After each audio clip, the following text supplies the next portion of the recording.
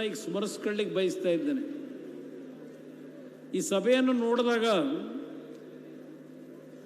ಅವರ ಹೃದಯದಲ್ಲಿ ಈ ಜಿಲ್ಲೆಯ ಬಗ್ಗೆ ಇಟ್ಟಿರ್ತಕ್ಕಂಥ ಒಂದು ನಂಬಿಕೆ, ವಿಶ್ವಾಸ ಮತ್ತು ನೀವು ಅವರ ಜೊತೆಯಲ್ಲಿದ್ದವರು ಬಹಳ ಜನ ಇವತ್ತು ಜೀವಂತ ಇಲ್ಲದೇ ಇರಬಹುದು. ಹಲವಾರು ಜನ ಇವತ್ತೂ ಸಹ ಗ್ರಾಮೀಣ ಪ್ರದೇಶದಲ್ಲಿರ್ತಕ್ಕಂಥ ನನ್ನ ತಂದೆ ತಾಯಂದಿರು ಅವರ ಒಂದು ಬದುಕಿನ ಏಳಿಗೆಗೆ, ರಾಜಕೀಯವಾದಂಥ ಹೋರಾಟಕ್ಕೆ ಒಂದು ಸಣ್ಣ ಸೊಸೈಟಿಯಿಂದ ಏನು ಪ್ರಾರಂಭ ಮಾಡಿದ್ರು ಹರದನಹಳ್ಳಿನಲ್ಲಿ, ಇವತ್ತು ರಾಷ್ಟ್ರದ ಕೆಂಪು ಕೋಟೆಯಲ್ಲಿ ಬಾವುಟವನ್ನು ಆರಿಸ್ತಕ್ಕಂಥ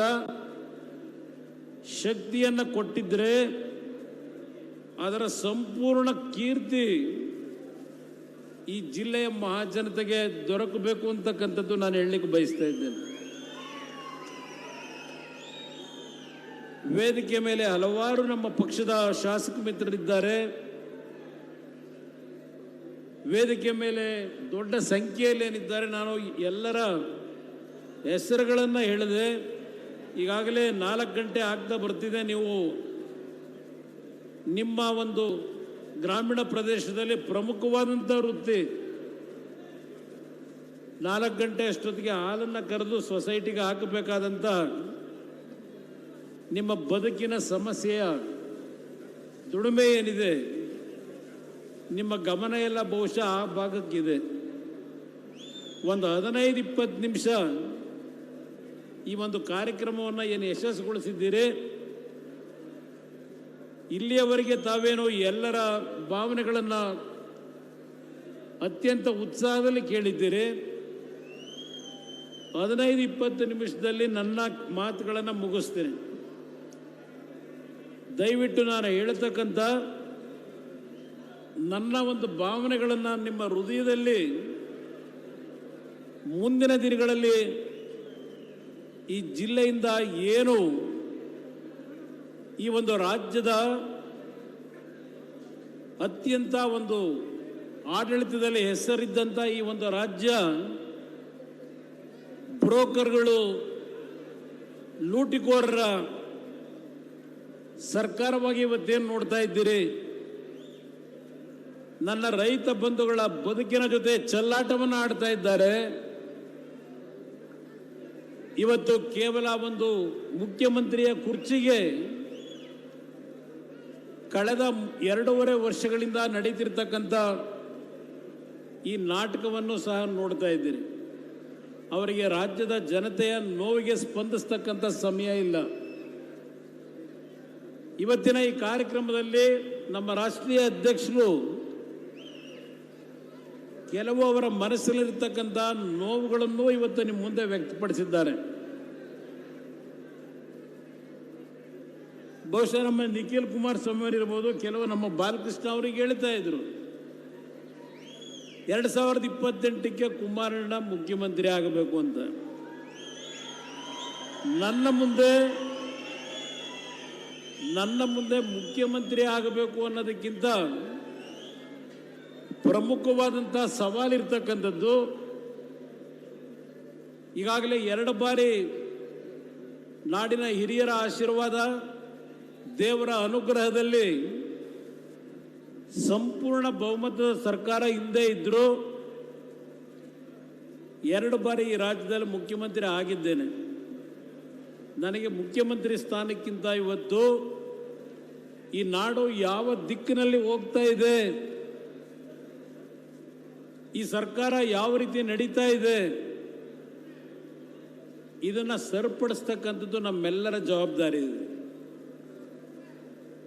ಈ ರಾಜ್ಯ ಸಂಪತ್ತು ಭರಿತವಾದಂಥ ರಾಜ್ಯ. ಈ ರಾಜ್ಯದಲ್ಲಿ ಹಣದ ಕೊರತೆ ಇಲ್ಲ. ಆದರೆ ಇಂಥ ಒಂದು ಪರಿಸ್ಥಿತಿನಲ್ಲಿ ಯಾವುದೇ ರೀತಿಯ ಅಭಿವೃದ್ಧಿಯ ಕಾರ್ಯಕ್ರಮಗಳನ್ನು ನಾವು ಕಾಣ್ತಾ ಇಲ್ಲ. ಈಗ ಇಲ್ಲಿ ಮಾತನಾಡಬೇಕಾದ್ರೆ ಹೇಳ್ತಾ ಇದ್ರು, 2 ಸಮಾವೇಶಗಳನ್ನು ಕಾಂಗ್ರೆಸ್ನ ಸರ್ಕಾರದ ಮುಖ್ಯಮಂತ್ರಿ, ಉಪಮುಖ್ಯಮಂತ್ರಿ ಹಲವಾರು ಮಂತ್ರಿಗಳು ಸೇರಿ ಮಾಡಿದ್ದಾರೆ ಹಾಸನದಲ್ಲಿ. ಆ ಕಾರ್ಯಕ್ರಮದಲ್ಲಿ ಈ ಜಿಲ್ಲೆಗೆ ದೇವೇಗೌಡರು ರೇವಣ್ಣ ಅವರು ಕೊಟ್ಟಿರ್ತಕ್ಕಂಥ ಕೊಡುಗೆ ಏನು ಅಂತಕ್ಕಂಥ ಪ್ರಶ್ನೆಯನ್ನು ಇಟ್ಟಿದ್ದಾರೆ. ಇತ್ತೀಚೆಗೆ ನಡೆದಂಥ ಲೋಕಸಭೆಯಲ್ಲಿ ಕೆಲವು ನಮ್ಮ ತಪ್ಪುಗಳಿಂದ ಚುನಾಯಿತರಾಗಿರ್ತಕ್ಕಂಥ ಲೋಕಸಭಾ ಸದಸ್ಯ ಇನ್ನೂ ನಾನು ಕೆಟ್ಟ ಪದವನ್ನು ಬಳಸಲ್ಲ, ಸಣ್ಣ ಪದವನ್ನು ಬಳಸಲ್ಲ. ಮೊನ್ನೆ ದಿನ ಮಾತಾಡಿದ್ದು ನೋಡಿದ್ದೇನೆ. ಪಾಪ ಅವರು ನಮ್ಮನ್ನು ಪ್ರಶ್ನೆ ಮಾಡ್ತಾರೆ, ಏನು ಕೊಡುಗೆ ಕೊಟ್ಟಿದ್ದಾರೆ ಅಂತ ಹೇಳಿ. ನಾನು ಈ ನಾಡಿನ ಜನತೆಗೆ ಈ ವೇದಿಕೆಯ ಮುಖಾಂತರ ಹಳೆಯ ಒಂದು ವಿಷಯವನ್ನು ನೆನಪಿಸ್ಕೊಳ್ಳಿಕ್ಕೆ ಬಯಸ್ತಾ ಇದ್ದೇನೆ. ದೇವೇಗೌಡರು ಮಾತನಾಡಬೇಕಾದರೆ 1989ನೇ ಇಸ್ವಿ ಹೊಳೆನರಸೀಪುರದಲ್ಲಿ ಪ್ರಥಮ ಬಾರಿಗೆ ಅವರು ಸೋಲಬೇಕಾಯಿತು. ಅವತ್ತಿನ ಸೋಲು ಅವರ ಒಂದು ಅಪರಾಧದಲ್ಲ. ಕೆಲವು ವಿಷಯ ಪ್ರಸ್ತಾಪ ಮಾಡಿದ್ದಾರೆ. ಕುತಂತ್ರದ ರಾಜಕಾರಣದಿಂದ ದೇವೇಗೌಡರು ಸೋತಂಥದ್ದು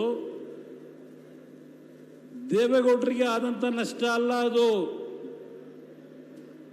ನಮ್ಮ ಕಾವೇರಿ ಜಲಾನಯ ಪ್ರದೇಶದ ಜನತೆ, ನನ್ನ ರೈತರೇನಿದ್ದೀರಿ, ನಿಮ್ಮಗಳಿಗೆ ಆದಂಥ ನಷ್ಟ. ದೇವೇಗೌಡರ ಮೇಲೆ ಇದ್ದಂಥ ಒಂದು ಅಸೂಯೆ, ಹೊಳೆನರಸೀಪುರದಲ್ಲಿ ಗೆದ್ದಂಥ ವ್ಯಕ್ತಿಯನ್ನ, ಶಾಸಕರನ್ನ, ಯಾವ ದೇವೇಗೌಡರು ಅವರ ಜೀವನವೆಲ್ಲ ನೀರಾವರಿಗೆ ಅವರ ಜೀವನ ಮುಡುಪಿಟ್ಟಿದ್ರು, 1962ನೇ ಇಸ್ವಿನಲ್ಲಿ ವಿಧಾನಸಭೆಗೆ ಪ್ರವೇಶ ಮಾಡಿ ಒಂದು ಖಾಸಗಿ ನಿರ್ಣಯವನ್ನು ಕಾವೇರಿ ನೀರಿನ ವಿಷಯದಲ್ಲಿ ವಿಧಾನಸಭೆಯಲ್ಲಿ ಪ್ರಥಮವಾಗಿ ಮಂಡನೆ ಮಾಡಿದಂಥ ಒಬ್ಬ ರಾಜಕಾರಣಿ, ಜನಪ್ರತಿನಿಧಿ ಇದ್ದರೆ ಈ ಜಿಲ್ಲೆಯಿಂದ ಆಶೀರ್ವಾದ ಮಾಡಿ ಏನು ಕಳಿಸಿದ್ದೀರಿ? ಇವತ್ತು ನೀವು ಅವ್ರನ್ನ ತಾತ ಅಂತ ಕರೀಬಹುದು. ಅವತ್ತು ಪ್ರಥಮವಾಗಿ ಅವರು 27-28ನೇ ವಯಸ್ಸಿನಲ್ಲಿ ನೀವು ಆಶೀರ್ವಾದ ಮಾಡಿದಾಗ ನಿಮ್ಮ ಮನೆಯ ಮಗನನ್ನ ಇವತ್ತು ಕರ್ನಾಟಕದ ನೀರಾವರಿಯ ಹೋರಾಟಕ್ಕೆ ಕಳಿಸ್ತಾ ಇದ್ದೀರಿ ಅಂತಕ್ಕಂಥ ನಂಬಿಕೆಯಿಂದ ಕಳಿಸಿದ್ದೀರಿ. ಅವರ ಜೀವನ ಎಲ್ಲ ನಿರಂತರವಾಗಿ ನೀರಾವರಿಗೆ ಹೋರಾಟ ಮಾಡಿದ್ದಾರೆ. 89ರಲ್ಲಿ ಅವರು ಸೋತ ಹಿನ್ನೆಲೆ ಹೊಳೆನರಸೀಪುರದಿಂದ ಅವರ ವಿರುದ್ಧ ಗೆದ್ದಂಥ ವ್ಯಕ್ತಿಯನ್ನು ನೀರಾವರಿ ಮಂತ್ರಿ ಮಾಡಿದ್ರು.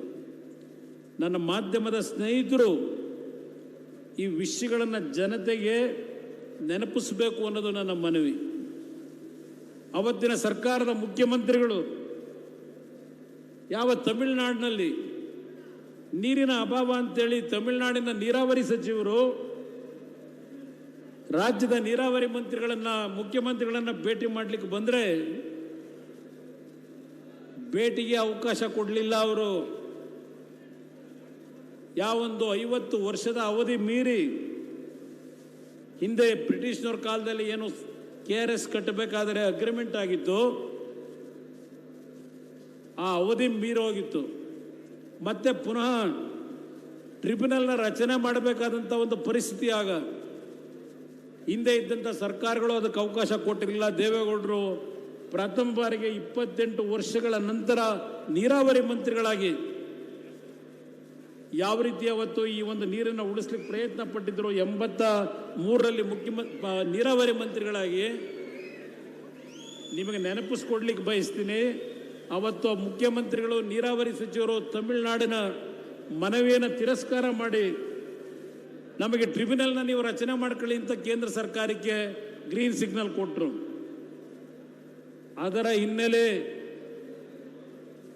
ಯಾವ ಟ್ರಿಬ್ಯುನಲ್ ರಚನೆ ಆಯಿತು, ನಮ್ಮ ರಾಜ್ಯಕ್ಕೆ, ನಮ್ಮ ಕಾವೇರಿ ಜಲಾನಯ ಪ್ರದೇಶದ ಈ ಒಂದು 5-6 ಜಿಲ್ಲೆಗಳಿಗೆ ಅವರ ಬದುಕಿನ ಮೇಲೆ ಪೆಟ್ಟನ್ನು ಕೊಟ್ಟತಕ್ಕಂಥ ತೀರ್ಮಾನ ಅವತ್ತಿನ ಕಾಂಗ್ರೆಸ್ ಸರ್ಕಾರದಲ್ಲಿ ಏನು ಮಾಡಿದ್ರು. ಚುನಾವಣೆಯಲ್ಲಿ ಸೋತಿದ್ರು. ನನ್ನ ನಾಡಿನ, ನನ್ನ ರೈತರ ನೀರು, ನಮ್ಮ ನೀರು ಏನು ಹೋರಾಟ ಮಾಡಿದ್ದಾರೆ, ಅದೊಂದು ಇತಿಹಾಸ ಇದೆ. ನೀವು ಅವರ ಜೀವನ ಚರಿತ್ರೆಯನ್ನು ಓದಬೇಕು. ಇವತ್ತು ಯಾವ ತುಮಕೂರಿನ ಬಗ್ಗೆ ಚರ್ಚೆ ಮಾಡ್ತಾರೆ, ದೇವೇಗೌಡರ ಹೋರಾಟದ ಪ್ರತಿಫಲ ಹೇಮಾವತಿಯನ್ನ ಜಲಾಶಯವನ್ನು ನಿರ್ಮಾಣ ಮಾಡದೇ ಇದ್ದಿದ್ರೆ ತುಮಕೂರಿನವರಿಗೆ ನೀರೆಲ್ಲಿ ದೊರಕ್ತಾ ಇತ್ತು? ತುಮಕೂರಿನ ಜನ, ಅಲ್ಲಿ ರಾಜಕಾರಣಿಗಳು ದೇವೇಗೌಡರ ಮೇಲೆ ಅಪ್ರಚಾರ ನಿರಂತರವಾಗಿ ಮಾಡಿದ್ರು. ದೇವೇಗೌಡರು ಹಾಸನ ಜಿಲ್ಲೆಯಿಂದ ರೇವಣ್ಣ ಅವರು, ದೇವೇಗೌಡರು ಎಲ್ಲ ನೀರನ್ನು ಹಾಸನ ಜಿಲ್ಲೆಗೆ ಬಳಕೆ ಮಾಡ್ಕೋತಾ ಇದ್ದಾರೆ, ತುಮಕೂರಿಗೆ ದ್ರೋಹ ಮಾಡಿದ್ದಾರೆ. ಇದು ಅಲ್ಲಿಯ ಕಾಂಗ್ರೆಸ್ಸು ಮತ್ತು ಬೇರೆ ವಿರೋಧಿಗಳು ದೇವೇಗೌಡರ ಬಗ್ಗೆ ಯಾವೊಂದು ಜನಗಳಲ್ಲಿ ಅಸೂಯೆ ಹುಟ್ಟಿಸಿದ್ರು, ಅಪನಂಬಿಕೆಯನ್ನು ಹುಟ್ಟಿಸ್ತಾ ಬಂದರು. ಈ ಒಂದು ಉದಾಹರಣೆ ಕೊಡ್ತಾ ಇದ್ದೇನೆ. ದೇವೇಗೌಡರು ಒಂದು ಬಾರಿ ಸೋತಿದ್ದ ಪ್ರತಿಫಲ ಈ ಕಾವೇರಿಗೆ ಆದಂಥ ಒಂದು ಅನ್ಯಾಯ. ಇವತ್ತು ಸಹ ಮುಂದಿನ 1ನೇ ತಾರೀಕು ಬಜೆಟ್ ಮಂಡನೆ ಆಗ್ತಾ ಇದೆ. ಇನ್ನು ಅವ್ರಿಗೆ ಇರ್ತಕ್ಕಂಥದ್ದು ರಾಜ್ಯಸಭೆಗೆ ಹೋಗ್ಲಿಕ್ಕೆ ಇನ್ನೊಂದು ಏಪ್ರಿಲ್ ತಿಂಗಳಿನವರೆಗೆ ಅವ್ರಿಗೆ ಅವಕಾಶ ಇದೆ. ಅವ್ರು ಹೇಳ್ತಾರೆ, ನಮ್ಮ ಈಗಿನ ಸಭಾಪತಿಗಳಿಗೆ ಮನವಿ ಮಾಡಿದ್ದಾರೆ, ಒಂದು ಅವಕಾಶ ಕೊಡಿ, ಕೊನೆಯ ಹಂತದಲ್ಲಿ ಈ ನೀರಿನ ಹಂಚಿಕೆ ವಿಷಯದಲ್ಲಿ ನಮ್ಮ ರಾಜ್ಯಕ್ಕೆ ಏನು ಅನ್ಯಾಯ ಆಗಿದೆ, ನನ್ನ ಕೊನೆಯ ಅಧಿವೇಶನ ನಾನು ಇವತ್ತು ಕೊನೆಯದಾಗಿ ನನ್ನ ಒಂದು ರಾಜ್ಯಸಭಾ ಅವಧಿ ಮುಗಿತಾ ಇದೆ, ಈ ನಾಡಿನ ಜನತೆ ಈ ರಾಜ್ಯಕ್ಕೆ ಕಣ್ಣು ತರಿಸಲಿಕ್ಕೆ, ಈ ದೇಶದ ಅಧಿಕಾರದಲ್ಲಿರ್ತಕ್ಕಂಥವರಿಗೆ ಕಣ್ಣು ತರಿಸಲಿಕ್ಕೆ ಒಂದು ಅರ್ಧ ಗಂಟೆ ನನಗೆ ಅವಕಾಶ ಕೊಡಿ ಅಂತೇಳಿ ಮನವಿ ಮಾಡ್ತಾ ಇದ್ದಾರೆ. ಇದು ನೀವು ಬೆಳೆಸಿರ್ತಕ್ಕಂಥ ನಿಮ್ಮ ಕುಟುಂಬದ ಸದಸ್ಯರು ಅಂತಕ್ಕಂಥದ್ದನ್ನು ಹೇಳ್ತೀನಿ. ಇವತ್ತು ಆ 94ನೇ ವಯಸ್ಸಿನಲ್ಲಿ ಇದು ನಡೀತಾ ಇದೆ. ಇದು ಯಾತಕ್ಕೆ ಹೇಳ್ತೇನೆ ಅಂದರೆ, ಈ ರಾಜ್ಯದಲ್ಲಿ ನಾನು ಎದೆ ತಟ್ಟುಕೊಂಡು ಹೇಳ್ತೇನೆ, ನಮ್ಮ ಸೂರಜ್ಜು ಹಾಸನಾಂಬೆಯನ್ನು 2-3 ಸಲ ನೆನೆಸ್ಕೊಂಡ. ಈಗ ನಾವಿವತ್ತು ಈ ರಾಜಕಾರಣದಲ್ಲಿ ಇರ್ತಕ್ಕಂಥದ್ದು, ಈ ಸಾರ್ವಜನಿಕ ಜೀವನದಲ್ಲಿ ಇರ್ತಕ್ಕಂಥದ್ದು, ದೇವರನ್ನ ನಂಬಿ ಬದುಕಿದ್ದೇವೆ. ದೇವೇಗೌಡರು ನಮಗೆ ಕಲಿಸಿರ್ತಕ್ಕಂಥದ್ದು, ನೀವು ಏನೇ ಮಾಡಿದ್ರು ದೇವರನ್ನ ನಂಬಿ ನಿಮ್ಮ ಕೆಲಸ ಮಾಡಿ ಅಂತಕ್ಕಂಥದ್ದು. ನಾವು ಅದೇ ಸಾಲಿನಲ್ಲಿ ಪ್ರಾಮಾಣಿಕವಾದಂಥ ರೀತಿಯಲ್ಲಿ ಕೆಲಸವನ್ನೇನು ಮಾಡ್ತಾ ಇದ್ದೇವೆ. ಆಕಸ್ಮಿಕವಾಗಿ 2 ಬಾರಿ ಮುಖ್ಯಮಂತ್ರಿ ಆದೆ. ಈ ಸರ್ಕಾರಕ್ಕೆ ಕೇಳಲಿಕ್ಕೆ ಬಯಸ್ತೇನೆ, ಈ ಸರ್ಕಾರ ಬಂದು 2.5 ವರ್ಷದಲ್ಲಿ 2800ಕ್ಕೂ ಹೆಚ್ಚಿನ ರೈತ ಕುಟುಂಬದಲ್ಲಿ ಪುನಃ ಆತ್ಮಹತ್ಯೆ ಆಯಿತು. ರೈತ ಕುಟುಂಬದಲ್ಲಿ ಅದರ ಬಗ್ಗೆ ಕಿಂಚಿತ್ತು ಈ ಸರ್ಕಾರಕ್ಕೆ ಪಶ್ಚಾತ್ತಾಪ ಇಲ್ಲ, ಅದೆಲ್ಲವನ್ನು ಮುಚ್ಚಿಟ್ಟಿದ್ದಾರೆ. ಇವತ್ತು ಮೆಕ್ಕೆಜೋಳ ಬೆಳೆದಿದ್ದೀರಿ, ಉತ್ತರ ಕರ್ನಾಟಕದ ನಮ್ಮ ನಾಯಕರುಗಳು ಬಂದಿದ್ದಾರೆ, ತೊಗರಿ ಬೆಳೆದರು, ಕಡಲೆ ಬೆಳೆದಿದ್ದಾರೆ. ಈ ಸರ್ಕಾರ ಯಾವ ಸಮಯದಲ್ಲಿ ಖರೀದಿ ಕೇಂದ್ರಗಳನ್ನು ಪ್ರಾರಂಭ ಮಾಡಿ MSP ದರದಲ್ಲಿ ಬೆಲೆ ಕಡಿಮೆ ಆದರೆ ಮಧ್ಯಸ್ಥಿಕೆ ವಹಿಸಿ ಸರ್ಕಾರ ಇವತ್ತೇನು ಕೊಂಡ್ಕೋಬೇಕು ರೈತರಿಂದ, ಕೊಂಡ್ಕೊಳ್ತಕ್ಕಂಥ ಕೆಲಸಕ್ಕೆ ತಕ್ಷಣ ಕೈ ಹಾಕಲಿಲ್ಲ. ಯಾವುದು ನಿಜವಾದ ರೈತರ ಸರ್ಕಾರ, ಯಾವುದು ಇವತ್ತು ಅಹಿಂದ ಸರ್ಕಾರ? ಅಹಿಂದದಲ್ಲಿ ಇರ್ತಕ್ಕಂಥ ವ್ಯಕ್ತಿಗಳು, ಕುಟುಂಬಗಳು ರೈತ ಸಮಾಜದವರಲ್ವೇ ಕೇಳಲಿಕ್ಕೆ ಬಯಸ್ತೀನಿ. ನಾಡಿನ ಅಹಿಂದ ಹೆಸರಿನ ರಾಜಕಾರಣವನ್ನು ಮುಂದಿಟ್ಟು ನಿಮ್ಮಗಳಿಗೆ ದ್ರೋಹವನ್ನು ಬಗಿತಾ ಇರ್ತಕ್ಕಂಥ ಈ ಸರ್ಕಾರದ ಮುಖ್ಯಮಂತ್ರಿಗಳನ್ನು ಕೇಳಲಿಕ್ಕೆ ಬಯಸ್ತೀನಿ. ಇವತ್ತು ಮೆಕ್ಕೆಜೋಳ ಬೆಳೆದಂಥ ರೈತರು ಬೀದಿಗೆ ಬಂದಿದ್ದಾರೆ, ತೊಗರಿ ಬೆಳೆದಂಥ ರೈತರು ಗುಲ್ಬರ್ಗಾದಲ್ಲಿ ಬೀದಿಗೆ ಬಂದಿದ್ದಾರೆ. ಇವರು ಯಾವಾಗ ಖರೀದಿ ಕೇಂದ್ರ ಪ್ರಾರಂಭ ಮಾಡ್ತಾರೆ? ಯಾವಾಗ ನನ್ನ ರೈತರು ಅವರ ಸಾಲ ತೀರಿಸಲಿಕ್ಕಾಗದೆ ಬೆಳಗ್ಗೆ ಸಾಲ ಮಾಡ್ಕೊಂಡಿರ್ತಾರೆ ಖಾಸಗಿಯವರ ಹತ್ರ, ಅವ್ರ ಸಾಲ ತೀರಿಸಲಿಕ್ಕಾಗದೆ ಯಾರು ಸಾಲ ಕೊಟ್ಟಿರ್ತಾನೆ ಅವನು ಒತ್ತಡಕ್ಕೆ ಮಣಿದು ಅವ್ರು ಕೇಳಿದಷ್ಟು ಬೆಲೆಗೆ ಆ ಬೆಳೆಯನ್ನು ಕೊಡ್ತಾರೆ. ಆದ ನಂತರ ಈ ಸರ್ಕಾರ ಖರೀದಿ ಕೇಂದ್ರ ಪ್ರಾರಂಭ ಮಾಡುತ್ತೆ. ಆ ಖರೀದಿ ಕೇಂದ್ರಕ್ಕೆ ಬೆಳೆ ತಗೊಂಡೋಗೋರು ಯಾರು? ನಿಜವಾದ ಹೊಲದಲ್ಲಿ ಬಿತ್ತಿ ಬೆವರು ಸುರಿಸಿ ಸಂಪಾದನೆ ಮಾಡಿದಂಥ ಬೆಳೆಯನ್ನು ಸಂಪಾದನೆ ಮಾಡಿದಂಥ ರೈತರು ಖರೀದಿ ಕೇಂದ್ರಕ್ಕೆ ಹೋಗಲ್ಲ. ಈ ಸರ್ಕಾರದಲ್ಲಿ ಕೆಲವು ಬ್ರೋಕರ್ಗಳನ್ನು ಇಟ್ಕೊಂಡಿದ್ದಾರೆ. ಅದಕ್ಕೆ ನಾನು ಮಂಡ್ಯದಲ್ಲಿ ನಿನ್ನೆ ಒಂದು ಮಾತು ಹೇಳಿದೆ, ಇದು ಬ್ರೋಕರ್ಗಳ ಸರ್ಕಾರ ಅಂತ ಹೇಳಿ, ಬ್ರೋಕರ್ಗಳ ಸರ್ಕಾರ. ದುಡ್ಡು ಅವ್ರಿಗೂ ಹೋಗ್ತದೆ, ರೈತನಿಗೆ ಹೋಗಲ್ಲ. ಬಹುಶಃ ಹಿಂದೆ ಕೊಬ್ಬರಿ ಬೆಳೆ ಬೆಳೆದಂತ ನನ್ನ ಅರಸೀಕೆರೆ ರೈತರಿಗೂ ಅದರ ಅನುಭವ ಇರಬಹುದು. ಏನು ಬರೋಣ ನಗ್ತೀಯ? ಹಾಗೆ ಈಗೇನೋ ಸದ್ಯ ಪರವಾಗಿಲ್ಲ. ನನ್ನ ರೈತರು ನಮ್ಮ ಚಿಕ್ಕಮಂಗ್ಳೂರು ಶೃಂಗೇರಿ ನಮ್ಮ ಭೋಜಗೌಡ ಅವನೇ ಅಡಿಕೆ ಬೆಳೆದು ಒಳ್ಳೆ ದುಡ್ಡು ಸಂಪಾದನೆ ಮಾಡಿ ಪಗುರದಷ್ಟಾಗವ್ರೆಲ್ಲ.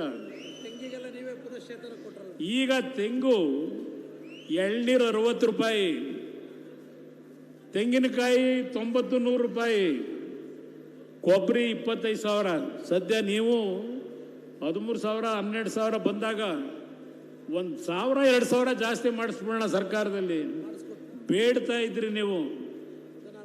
ಇವತ್ತು 25,000ಕ್ಕೆ ಹೋಗಿ ನನ್ನ ರೈತರು ಆ ತಾಯಿ ಆಸನಂಬೆಯಿಂದ ನೆಮ್ಮದಿಯಿಂದ ಸಂತೋಷವಾಗಿ ಬಾಳ್ತಾ ಇದ್ದೀರಿ. ಇದು ಏನೋ ಸದ್ಯ ನೀವು ಬುಳ್ತಿರ್ತಕ್ಕಂಥದ್ದೇನಿದೆ, ಈ ಸರ್ಕಾರದ ನಡವಳಿಕೆ ಬಗ್ಗೆ ನಾನು ಹೇಳ್ತಾ ಇದ್ದೇನೆ. ಒಂದು ಮಾತನ್ನ ಹೇಳ್ತೇನೆ ವೇದಿಕೆ ಮುಖಾಂತರ ನಾಡಿನ ಜನತೆಗೆ.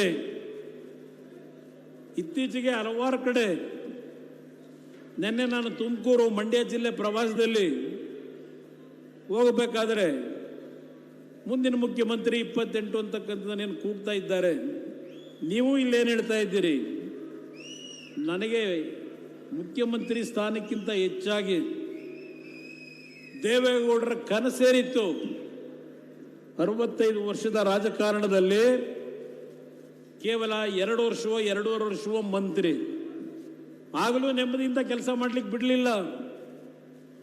ಉತ್ತರ ಕರ್ನಾಟಕದ ನೀರಾವರಿ ಯೋಜನೆಗಳಿಗೆ 200 ಕೋಟಿ, ಕಾವೇರಿ ಜಲಾನಯ ಪ್ರದೇಶದಾಗ ನೀರಾವರಿ ಯೋಜನೆಗೆ 100 ಕೋಟಿ ಕೊಡಬೇಕು ಅಂತ ಹೇಳಿ ನೀರಾವರಿ ಮಂತ್ರಿಗಳಾಗಿ ಅವತ್ತೇನು ಒತ್ತಡ ಹಾಕಿದ್ರು. ಅವತ್ತಿನ ಅಧಿಕಾರಿಗಳು ಬರೀತಾರೆ, ದುಡ್ಡು ಗಿಡದಲ್ಲಿ ನಾವು ಬೆಳೆಯಲ್ಲ, ದುಡ್ಡಿಲ್ಲ ಅಂತ ಹೇಳಿ. ಅವರ ಹೋರಾಟವನ್ನು ಇವತ್ತೇನು ನೀವು ಬೆಳೆಸಿದ್ದೀರಿ, ಈ ಒಂದು ಜಿಲ್ಲೆಯ ಪುಣ್ಯ ಭೂಮಿಯಿಂದ ಇವತ್ತೇನು ನಿಂತು ಮಾತಾಡ್ತಾ ಇದ್ದೇನೆ. ಈ ನಾಡಿನ ಜನತೆಗೆ, ನನ್ನ ರೈತ ಬಂಧುಗಳಿಗೆ ಮನವಿ ಮಾಡ್ತೇನೆ, ಇವತ್ತು ಈ ರಾಜ್ಯ ಮತ್ತೇನಾದರೂ ಒಂದು ಉತ್ತಮವಾದ ಪರಿಸ್ಥಿತಿಗೆ ಬರಬೇಕಾದರೆ ಜಾತಿಯನ್ನ ಬಿಡಿ, ಜಾತಿಯನ್ನ ಬಿಡಿ. ಕೈ ಜೋಡಿಸಿ ನಾಡಿನ ಜನತೆಗೆ ಮನವಿ ಮಾಡ್ತೇನೆ, ಕೈ ಜೋಡಿಸಿ ಮನವಿ ಮಾಡ್ತೇನೆ. ನಾವು ಚಿಕ್ಕ ಮಕ್ಕಳಿಂದ ಅವರನ್ನ ನೋಡಿದ್ದೇವೆ, ದೇವೇಗೌಡರನ್ನ. ಅವರಲ್ಲಿ ಯಾವ ಬಡ ಕುಟುಂಬಗಳು, ನನ್ನ ರೈತರು ನೆಮ್ಮದಿಯಿಂದ 2 ಹೊತ್ತು ಊಟ ಮಾಡಿ ಜೀವನ ಮಾಡಬೇಕು, ಕುಟುಂಬಗಳು ಸಂತೋಷವಾಗಿರಬೇಕು ಅಂತಕ್ಕಂಥ ಯೋಜನೆಗಳನ್ನು ತರಬೇಕು ಅಂತೇಳಿ ನಿರಂತರವಾಗಿ ಚಿಂತನೆ ಮಾಡಿದ್ರು. 2 ವರ್ಷ ನೀರಾವರಿ ಮಂತ್ರಿ, 18 ತಿಂಗಳು ಮುಖ್ಯಮಂತ್ರಿ. ಈ ವೇದಿಕೆ ಮುಖಾಂತರ ಉತ್ತರ ಕರ್ನಾಟಕದ ಬಾಗಲಕೋಟೆ, ಬಿಜಾಪುರ, ಕಲಬುರಗಿ, ಯಾದಗಿರಿ ಹಲವಾರು ಜಿಲ್ಲೆಗಳ ನನ್ನ ರೈತ ಬಂಧುಗಳಿಗೆ ಮನವಿ ಮಾಡ್ತೇನೆ. ದೇವೇಗೌಡರು 94ರಲ್ಲಿ ಮುಖ್ಯಮಂತ್ರಿ ಆಗದೆ ಹೋಗಿದ್ರೆ ಇವತ್ತು ಯಾವೊಂದು ಟ್ರಿಬ್ಯುನಲ್ ನಮಗೆ ನೀರನ್ನ ತೆಗೆದುಕೊಳ್ಳಲಿಕ್ಕೆ ಕೃಷ್ಣಾ ಮೇಲ್ದಂಡೆ ಯೋಜನೆಯ ಟ್ರಿಬ್ಯುನಲ್ ಆದೇಶ ಮಾಡಿದ್ದಾರೆ, 1 ಇಂಚು ಮುಂದಕ್ಕೆ ಹೋಗಲಿಲ್ಲ ಈ ಸರ್ಕಾರ, ಬಂದಂತ ಸರ್ಕಾರಗಳು. ಅವತ್ತು ದೇವೇಗೌಡರು ತೆಗೆದುಕೊಂಡಂತ ನಿರ್ಧಾರ 2000ನೇ ಇಸ್ವಿ ಒಳಗೆ ಮೊದಲನೆಯ ಟ್ರಿಬ್ಯುನಲ್ ಬಚಾವತ್ ಕಮಿಷನ್ ಕೊಟ್ಟಂತ ನೀರನ್ನ ನಾವು ಬಳಕೆ ಮಾಡ್ಕೊಳ್ಳದೆ ಇದ್ರೆ ಅವತ್ತು ಉತ್ತರ ಕರ್ನಾಟಕದ ರೈತರು ಬೀದಿಗೆ ಬರಬೇಕಾದಂತ ಪರಿಸ್ಥಿತಿ ಇತ್ತು. ಕೇವಲ 4 ವರ್ಷದಲ್ಲಿ ಆ ನೀರನ್ನ ಬಳಕೆ ಮಾಡಲಿಕ್ಕೆ ಅಲಮಟ್ಟಿ ಜಲಾಶಯವನ್ನು ಕಟ್ಟತಕ್ಕಂಥ ನಿಟ್ಟಿನಲ್ಲಿ ಅವರು ತೆಗೆದುಕೊಂಡಂತ ನಿರ್ಧಾರಗಳು ಈ ವೇದಿಕೆ ಮುಖಾಂತರ, ಈ ಪುಣ್ಯ ಭೂಮಿಯಿಂದ ಈ ನಾಡಿನ ನನ್ನ ರೈತ ಬಂಧುಗಳು, ಉತ್ತರ ಕರ್ನಾಟಕ ಇರಲಿ, ಮಧ್ಯ ಕರ್ನಾಟಕ ಇರಲಿ, ಮನವಿ ಮಾಡ್ತೇನೆ. ಅವತ್ತು ದುಡ್ಡಿನ ಕೊರತೆ, ಅವರ ಬಜೆಟ್ 3,000 ಕೋಟಿ ರೂಪಾಯಿ ಇತ್ತೇನು. ನೀರಾವರಿ ಬಾಂಡ್ಗಳನ್ನು ಮೊದಲನೇ ಬಾರಿಗೆ ಏನು ಒಂದು ಸರ್ಕಾರದ ಮುಖಾಂತರ ಬಿಡುಗಡೆ ಮಾಡಿ ಹಣ ಸಂಗ್ರಹ ಮಾಡಿದ್ರು. ಹಲವಾರು ವಿಷಯಗಳಿದೆ ಮಾತಾಡಲಿಕ್ಕೆ ಹೋದರೆ. ಇವತ್ತು ಉತ್ತರ ಕರ್ನಾಟಕದ ಜನತೆಗೆ ಮನವಿ ಮಾಡ್ತೀನಿ, ನಿಮ್ಮ ಕಷ್ಟಗಳಿಗೆ ಪರಿಹಾರ ಯಾವ ದೇವೇಗೌಡರು ರೈತ ರೈತ ರೈತ ರೈತ ಒಂದೊಂದು ಅವರ ರಕ್ತದ ಕಣದಲ್ಲಿ ಆ ರೈತನ ಬಗ್ಗೆ ಚಿಂತೆ ಮಾಡ್ತಾರೆ. ಅವರು ಸಾಧನೆ ಮಾಡಲಿಕ್ಕೆ ಏನು ಆಗದೆ ಇರ್ತಕ್ಕಂಥ ಒಂದು ಪರಿಸ್ಥಿತಿಗೆ ಈ ನಾಡಿನ ರಾಜಕಾರಣ ಬಲಿ ತೆಗೆದುಕೋತು. ಅದೆಲ್ಲ ಸುದೀರ್ಘವಾಗಿ ನಾನು ಹೇಳಬೇಕು ಅಂದರೆ 2-3 ಗಂಟೆ ನಾನು 83ನೇ ಇಸ್ವಿಯಿಂದ ಒಂದೊಂದು ದಿನ ಅವರ ರಾಜಕೀಯದ ಭವಿಷ್ಯದ ಬಗ್ಗೆ ಚೆಲ್ಲಾಟ ಆಡದಂಥ ರಾಜಕಾರಣಿಗಳು ಒಂದು ದಿನ ನಿಮ್ಮ ಮುಂದೆ ಚರ್ಚೆ ಮಾಡಬಲ್ಲೆ. ಯಾವುದೇ ಒಂದು ಬರವಣಿಗೆಯಲ್ಲಿ ಇಟ್ಕೊಂಬಂದು ಚರ್ಚೆ ಮಾಡಲ್ಲ. ನನ್ನ ತಲೆಯಲ್ಲಿದೆ ಒಂದೊಂದು ಕ್ಷಣ ಯಾವ್ಯಾವ ರೀತಿ ಅವರ ನೋವನ್ನು ಅನುಭವಿಸಿದ್ದಾರೆ. ನೋಟ್ ಮಾಡ್ಕೊಂಬಂದು ನಾನು ಭಾಷಣ ಮಾಡಬೇಕಾಗಿಲ್ಲ. ಇವತ್ತು ಅಂಥ ಒಬ್ಬ ವ್ಯಕ್ತಿಯ ಕುಟುಂಬದಲ್ಲಿ ನಮಗೇನು ಜನ್ಮ ಕೊಟ್ಟಿದ್ದಾರೆ. ನಾನು ಎಂದೂ ರಾಜಕೀಯಕ್ಕೆ ಬರಬೇಕು ಅಂತ ಆಸೆ ಪಟ್ಟವನಲ್ಲ. ನಾನು ರಾಜಕೀಯಕ್ಕೆ ಬರಬೇಕು ಅಂತೇಳಿ ನಮ್ಮ ತಂದೆನೂ ಆಸೆ ಪಟ್ಟು ನನ್ನ ಮೇಲೆ ಒತ್ತಡ ಹಾಕ್ತಾರಲ್ಲ. ಅವರಿಗೆ ನೋವು ಕೊಟ್ಟು ನಾನು ರಾಜಕೀಯಕ್ಕೆ ಪ್ರವೇಶ ಮಾಡಿದೆ. ಅವರಿಗೆ ನೋವು ಕೊಟ್ಟು ರಾಜಕೀಯಕ್ಕೆ ಪ್ರವೇಶ ಮಾಡಿದ್ದೇನೆ. ಆದರೆ ನಾನು ಪ್ರವೇಶ ಮಾಡಬೇಕಾದರೆ ಅವರ ಗುರಿ ಏನಿತ್ತು, ಆ ಗುರಿಯನ್ನು ಬಹುಶಃ ಈ ನಾಡಿನ ಚಾಮುಂಡೇಶ್ವರಿ ತಾಯಿ ನನಗೆ ಒತ್ತಡ ಮಾಡಿ ರಾಜಕೀಯಕ್ಕೆ ಕರ್ಕೊಂಬಂದರು ಅಂತಕ್ಕಂಥದ್ದು ನನ್ನ ತಲೆಯಲ್ಲಿ. ಅವ್ರು ಏನು ಮಾಡಲಿಕ್ಕೆ ಸಾಧನೆ ಮಾಡಲಿಕ್ಕೆ ಆಗಲಿಲ್ಲ. ಈ ನನ್ನ ಪುಣ್ಯ ಭೂಮಿ, ನನಗೆ ಜನ್ಮ ಕೊಟ್ಟಂಥ ಭೂಮಿ ಇದು ಹಾಸನ.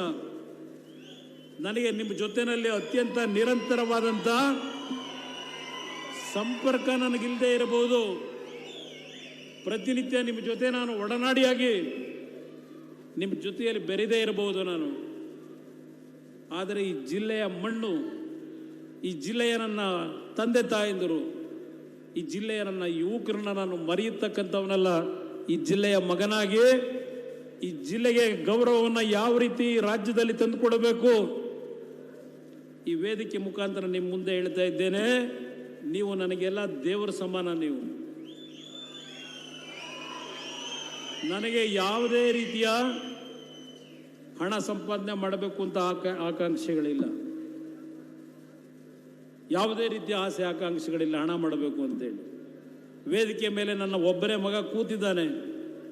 ಅವನಿಗೆ ಎಂದೂ ಸಹ ನನಗೆ ಏನು ಆಸ್ತಿ ಮಾಡಿದೀಯಾ, ನನಗೇನು ಕೊಟ್ಟಿದೀಯಾ ಅಂತಕ್ಕಂಥದ್ದನ್ನು ಕೇಳಿಲ್ಲ.